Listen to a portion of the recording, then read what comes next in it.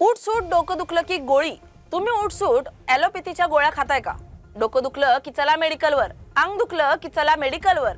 जर हो तर हा व्हिडिओ खास तुमच्यासाठीच आहे। शेवटपर्यंत नक्की पहा। आजच्या धावपळीच्या आयुष्यात आपण ताप, वेदना, आम्लपित्त, थकवा अशा प्रत्येक छोट्या त्रासासाठी लगेच औषध घेतो। क्षणिक आराम मिळतो म्हणून ही सवय आपल्याला सुरक्षित वाटते। मात्र हळूहळू हीच सवय आपल्या शरीरासाठी घातक ठरू शकते। कारण प्रत्येक किरकोळ त्रासासाठी औषध घेणं म्हणजे शरीरावर सतत रासायनिक ताण टाकणं ठरतं। वारंवार पेन किलर आणि अँटीबायोटिक घेतल्यामुळे सर्वप्रथम परिणाम होतो तो आपल्या पचन संस्थेवर। ऍसिडिटी, मळमळ, जुलाब, बद्धकोष्ठता असे त्रास सुरू होतात। काही औषधांमुळे पोटात जखमा देखील निर्माण होऊ शकतात। यापेक्षाही गंभीर परिणाम यकृत आणि मूत्रपिंडावर होतो।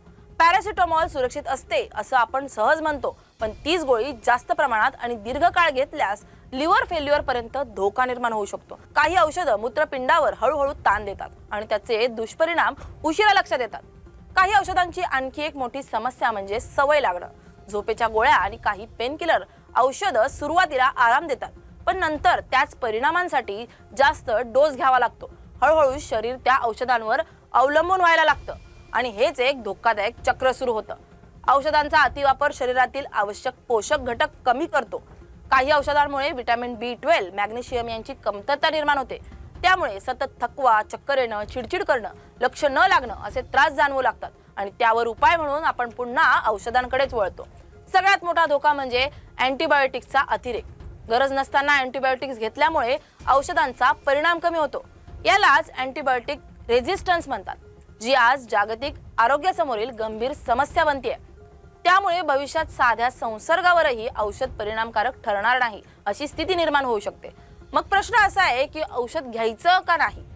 औषध घ्यायचं, पण समजूतदारपणे। प्रत्येक छोट्या त्रासासाठी लगेच गोळी घेण्याऐवजी आधी जीवनशैलीकडे लक्ष द्या। संतुलित आहार करा, नियमित व्यायाम करा, पुरेशी झोप घ्या आणि भरपूर पाणी प्या।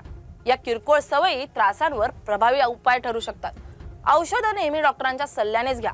स्वतःहून सुरू किंवा बंद करू नका आणि एकापेक्षा जास्त औषध घेत असाल तर त्याची माहिती डॉक्टरांना नक्की द्या।